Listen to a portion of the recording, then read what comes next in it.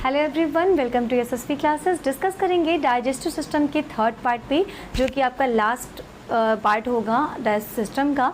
तो ये कंप्लीट हो जाएगा आपका। इसमें आपकी दो चीज़ें बची हुई थी, टंग और टीथ, जिसके बारे में आज हम डिस्कस करेंगे।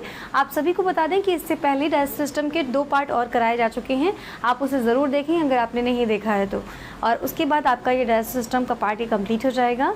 तो स्टार्ट करते हैं टंग से। टंग में आप यहाँ देख रहे हैं एक पिक्चर है आपके टंग की, ये जीभ की एक पिक्चर यहाँ पे दिखाई दे रही है। आप सभी को बता दें कि यहाँ पे ये जो टंग का स्ट्रक्चर है, ये जो छोटे छोटे आपको पार्ट्स दिखाई दे रहे हैं, इसे हम टेस्ट बड्स कहते हैं, जिसे हम कहते हैं स्वाद कलिकाएँ। ठीक है, तो इनसे हमें टंग क्या करता है, हमें टेस्ट कि कोई भी चीज़ टेस्ट करने में हेल्प करता है। कोई भी चीज़ हम पहचान पाते हैं उसका कैसा टेस्ट है, तीखा है, मीठा है। तो आज आप जानेंगे कि टंग के आगे के पार्ट में कैसा टेस्ट मालूम चल पाता है, पीछे कैसा टेस्ट मालूम चल पाता है, या फिर साइड में किस तरीके का टेस्ट हमें पता चलता है। तो जैसे हम टंग में देख रहे हैं, सबसे आगे का पार्ट जिसे हम अग्रभाग कहते हैं, सबसे फ्रंट पार्ट जो होता है उसमें कैसा टेस्ट आता है, मीठा टेस्ट। आप चीनी खाते हैं या कोई ऐसे मीठी चीज़ खाते हैं तो उसका जो टेस्ट आता है वो यहीं से आता है, इस पार्ट से। ठीक है, वहीं अगर आप सबसे पीछे की बात करें तो अगर सबसे जो मिर्ची खाते हैं तो तीखापन जो आता है आपको आगे से नहीं आता, आपकी मिर्ची का टेस्ट यहाँ पे जाके आपको पता चलता है। ठीक है, तो ये इसे बोलते हैं, यहाँ पे ये जो है वो पश्च भाग होता है और यहाँ से हमें कैसा मालूम चलता है, कड़वा या तीखा हमें महसूस होता है। ठीक है, अब हम यहाँ पे आते हैं साइड में। तो साइड में आपको दिख रहा होगा कि ये अग्र मध्य भाग है, इसको हम अग्र मध्य भाग कहते हैं, जो कि क्या है, आगे का ही, इन दोनों के जो पार्श्व भाग के ये साइड का ही, देखिए साइड के 2 पार्ट दिखाई दे रहे हैं, एक इधर ऊपर पीछे की तरफ है और एक आगे की तरफ। तो यहाँ वाले को बोलेंगे अग्र मध्य भाग। ठीक है, जहाँ से नमकीन टेस्ट आपको मालूम चलेगा। ठीक है, कोई भी चीज़ नमकीन है ये आपको पता चलेगा कहाँ से, अग्र मध्य भाग से, जस्ट फ्रंट भाग के उसके बाद वाला जो मिडिल पार्ट है उससे मालूम चलेगा। और हम फिर साइड पार्ट में अगर जाएंगे तो साइड पार्ट को हम लोग पार्श्व भाग कहते हैं हिंदी में। और ये जो आपका है, इससे आपको जब भी कोई भी चीज़ खट्टा आप खाते हैं, नींबू आपने खा लिया, आंवला खा लिया, तो वो खट्टा टेस्ट आपको यहाँ से मालूम चलेगा। जो आपको ये बीच का पार्ट दिख रहा है, ये जो बीच का पार्ट है उसे हम कहते हैं, वो जो होता है वहाँ पे कोई भी टेस्ट मालूम नहीं करता है, वहाँ कोई भी टेस्ट नहीं मिलता है इस जगह पे, यहाँ पे। ठीक है, तो आप इतना क्लियर कर लेंगे कि आपके टंग में जो फ्रंट पार्ट है, ये वाला जो आपको पार्ट दिखाई देगा, वहाँ से आपको स्वीट टेस्ट आएगा, मीठा कुछ भी खाएंगे तो यहीं से पता चलेगा। आप देखिए, आप मिर्ची खाते हैं, जब भी मिर्ची खाएंगे तो आप भले ही कितना भी चीनी खाएँ, ठीक है, आपका तीखापन आपको लगता है ख़त्म हो गया, बट वो ख़त्म नहीं होता, क्योंकि आपका तीखा तो यहाँ तक पहुँच चुका है, लास्ट एकदम पीछे की तरफ। ठीक है, तो वहाँ से आपको तीखा मालूम चला है। ठीक है, और मीठा आपको यहाँ पे मालूम चलेगा, है कि नहीं। तो ये आपका हो गया। साइड में ये क्या है, ये आपका अग्रभाग है, जो आपका फ्रंट पार्ट के जस्ट थोड़ा सा पीछे की तरफ अगर आप जाते हैं, इधर के साइड में या इधर के साइड में, तो ये जो होता है ये सब क्या होते हैं, इसे बोलते हैं अग्र मध्य भाग। ठीक है, तो ये आपका क्लियर हो गया। अब आप इसमें आते हैं, इसे हम पार्श्व भाग कहते हैं। इस साइड में आपको दिखा रहे हैं हम, ये पार्श्व भाग होता है। यहाँ पे क्या होता है, यहाँ पे आपको सॉर टेस्ट आता है, खट्टा टेस्ट आता है, और पीछे की तरफ आपको पश्च भाग में यहाँ पे आपको कड़वा या तीखा समझ में आता है। ठीक है, इसको टेस्ट बड, इसे स्वाद कलिकाएँ भी कहते हैं हिंदी में, तो वो चीज़ें आप नोट कर लीजिएगा। कार्य क्या क्या होते हैं, टंग के क्या क्या कार्य होते हैं। पहला तो आपने देखा कि भोजन का स्वाद मिलता है, आप सभी को पता है ये चीज़। सेकंड पार्ट क्या है, आपके मुंह और दांतों की सफाई। आप टंग को इधर उधर घुमा के दांतों की सफाई कर ले, दांतों में अगर थोड़ा सा भी आपके फूड पार्टिकल्स हैं आप उसको निकाल लेते हैं, भोजन के अणु अगर दिख रहे हैं उसमें तो आप टंग से ही निकालते हैं, तो वो मुँह और दांत की सफाई करने में भी हेल्प करता है। साथ में भोजन को आपके जो फूड है उसको सलाइवा में मिलाने का काम भी ये टंग ही करता है। तो ये आपके एक तरीके से सबसे बड़ी बात यही है कि भोजन को लार में मिलाने का कार्य कौन कर रहा है, यही टंग कर रहा है। और लास्ट आपको शब्दों का उच्चारण, शब्दों को सही तरीके से उच्चारित कर पाते हैं आप, उसे प्रोनाउंसिएट कर पाते हैं, किससे, इसी टंग से। तो ये टंग से आपका जितना भी इम्पोर्टेंट चीज़ें थी कि कहाँ पे कैसा टेस्ट आता है, ये आपको मैंने बता दिया। ये अगर क्वेश्चन आता भी है तो आगे के पार्ट से कैसा टेस्ट आता है, इस टाइप के क्वेश्चन आ सकते हैं आपसे। कार्य आप में से सभी लोग जानते हैं और मैंने आपसे यहाँ पे डिस्कस भी कर दिया। ठीक है, तो ये टंग वाला कंप्लीट हो गया।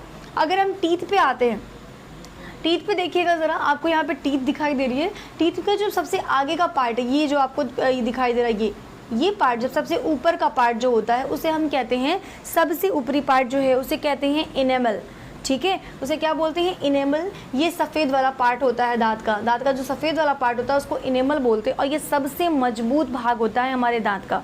ये क्वेश्चन आपके एग्जामिनेशन में आते हैं, ठीक है। तो ज़रूर पढ़ें इसको कि आपसे पूछा जाएगा कि आपके दांत का सबसे मजबूत भाग कौन सा है, तो आप सीधे बोलिएगा सबसे मजबूत भाग आपका क्या है, इनेमल है, ठीक है। अब आते हैं जो दांत का जो पीला वाला पार्ट आता है, जो पीला वाला पार्ट आता है दांत के अंदर भी जब जाएंगे तो वो पीला वाला जो पार्ट कहलाता है, येलो पार्ट जो होता है, इस येलो पार्ट को हम क्या बोलते हैं, इस येलो पार्ट को हम बोलते हैं डेंटाइन, ठीक है। तो ये चीज़ें भी आपको पता होनी चाहिए। पहले तो आप ये भी जान लीजिए कि दांत किसके किसके टीथ बने होते हैं। आपके टीथ कैल्शियम, फास्फोरस और ओसिन प्रोटीन होता है आपके टीथ में। क्या क्या होता है, कैल्शियम होता है, फास्फोरस होता है और क्या होता है, ओसिन प्रोटीन होता है, ठीक है। कौन सी प्रोटीन होती है दांत में, ओसिन प्रोटीन होती है। ये चीज़ आप ध्यान रखेंगे, कौन सी प्रोटीन होती है, ओसिन प्रोटीन, और क्या क्या रहता है उसमें, कैल्शियम और फास्फोरस। ये चीज़ें आप ध्यान रखेंगे। साथ में मैं आपको बता दूँ, आपके दांत, आपका जो टीथ का स्टडी है, ठीक है, जिसमें आप दांतों का अध्ययन करते हैं, स्टडी करते हैं, उसे हम बोलते हैं ओडोंटोलॉजी। क्या बोलते हैं उसे हम बोलते हैं ओडोंटोलॉजी। इस चीज़ को भी ध्यान रखिएगा। साथ में आपको बता दें कि आपका टोटल अगर पूछे कोई कि दांत की संख्या कितनी है, कुल वयस्क, किसी वयस्क में दांतों की संख्या कितनी है, तो आप बता सकते हैं 32। दांतों की संख्या है आपकी 32। अगर मैं कहूँ अस्थायी दांत, अनस्टेबल टीथ किस में होगी, बच्चों में होगी, ठीक है, जो कि दूध के दांत कहलाते हैं। तो अनस्टेबल टीथ आपके कितने हो जाएंगे, 20 ऐसे टीथ होंगे जो अनस्टेबल होंगे। तो उसे हम वो अगर कोई पूछे कि आपके दूध के दांत या अनस्टेबल टीथ, अस्थायी दांत कितने होते हैं, 20 होते हैं। और अगर अस्थायी दांतों की बात करें, जो कि स्टेबल टीथ की बात करें, तो स्टेबल टीथ आपका 12 हो जाता है।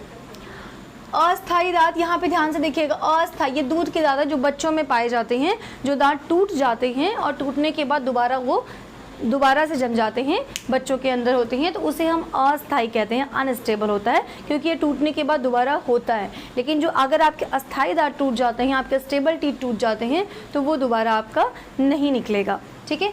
यहाँ पे मैंने एक और कैटेगरी आपको बताई है। यहाँ पे 0 to 12, 0 से लेके 12 साल के जो बच्चे होते हैं, उनमें टोटल कितने टीथ होते हैं, उसमें 20 टीथ उनके पास होते हैं।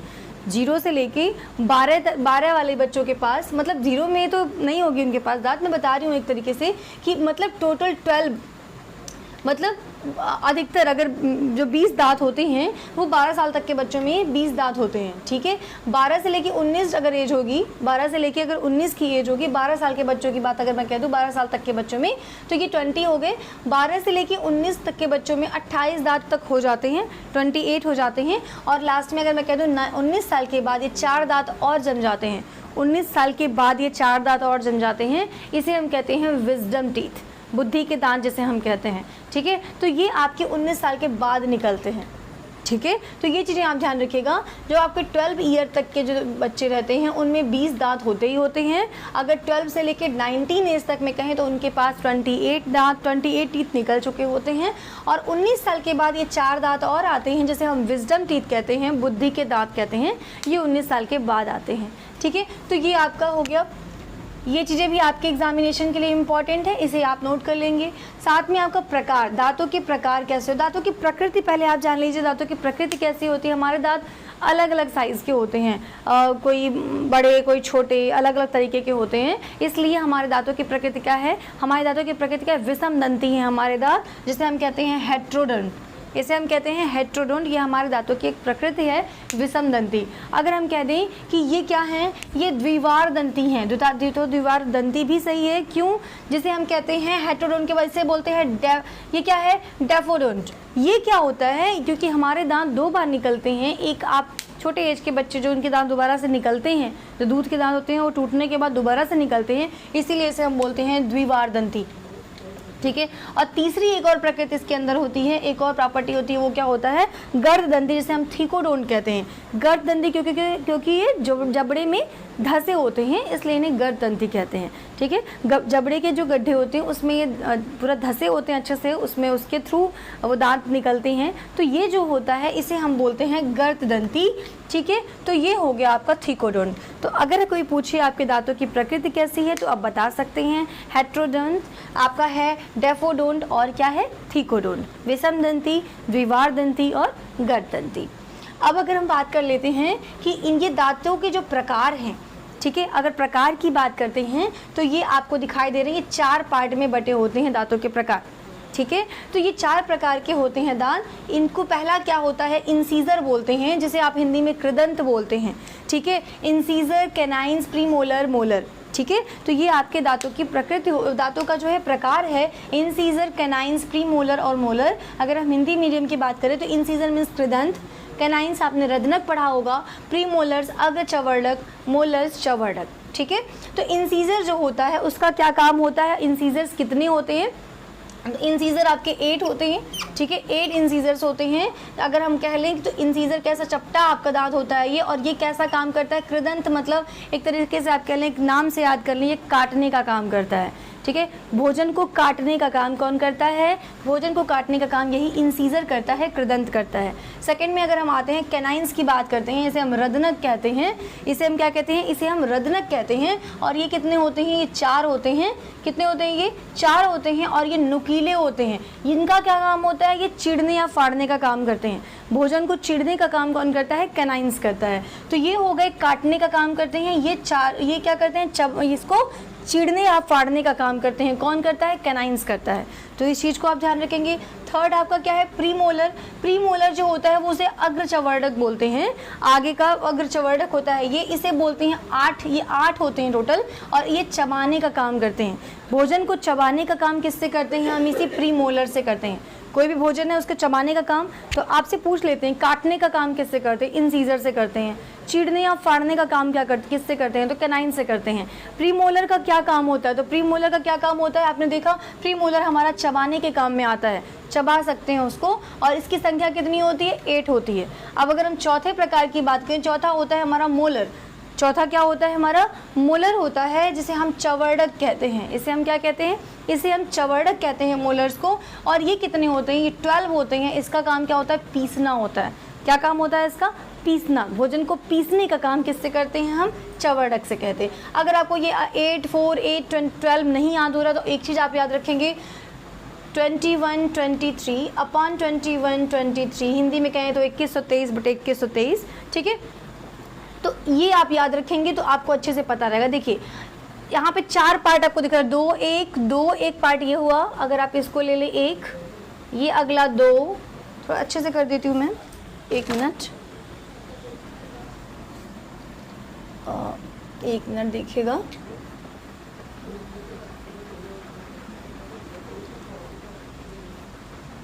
यहाँ देखेंगे आप 21, 23 अपॉन 21, 23, ठीक है। तो इस तरीके से आप जो पहला पार्ट आपको दिखाई दे रहा है, जो आपका पहला पार्ट दिखाई दे रहा है, ये क्या हो गया, इंसीजर का हो गया। दूसरा पार्ट जो आपको दिखाई दे रहा है वो किसका हो गया, ये आपका कैनाइन्स का हो गया। तीसरा पार्ट जो आपको दिखाई दे रहा है ये किसका हो गया, ये प्रीमोलर का हो गया। और चौथा पार्ट जो आपको दिखाई दे रहा है वो किसका हो गया, ये प्रीमोलर हो गया, और ये किसका हो गया, मोलर का हो गया, ठीक है। तो आप देखिएगा ज़रा कैसे हम कह रहे हैं, आपसे हमने कहा था कि ये कितने होते हैं, 8 होते हैं। कितने होते हैं इंसीजर, 8 होते हैं। कैसे, 2 ये और ये 2, टोटल कितने हो गए, 4। और इसका हम 2 में मल्टीप्लाई कर दें, 2 अपॉन मतलब ये आपके 2 अपॉन 2 इंटू 2, सब में 2 का मल्टीप्लिकेशन कर दीजिए। तो 2 ये 4 हो गए, और 4 2 ज़ा 8 हो गया। ऐसे आप मल्टीप्लाई करेंगे, मैथ्स वाला फॉर्मूला नहीं लगाएंगे, 2 से 2 काट देंगे, वो वाला काम नहीं करेंगे। ऐसे करिएगा, 2 अपॉन 2 और 2 से मल्टीप्लिकेशन, मतलब 2 अपॉन 2 हो गया, कितने हो गए, 2 ऊपर 2 ये यहाँ पे, तो ये 2 ऊपर की और 2 मल्टीप्लाई उसमें कर, ऊपर में 4 और नीचे में 2 दूना 4, 2 2 ज़ा 4, तो नीचे में 4। टोटल कितने इंसीजर हो गए आपके, 8 हो गए। इस बात का ध्यान रखिएगा। अगर मैं आपसे कह दूं कि आपका जो कैनाइन्स है वो कैसा हो गया, तो कैनाइन्स में भी आप देख रहे हैं 1 अपॉन 1, 1 ऊपर 1 नीचे और 2 ये, तो 1 2 ज़ा 2, यानी ऊपर के 2 और नीचे के 2, कितने हो गए कैनाइन्स आपके कैनाइन्स हो गए 4।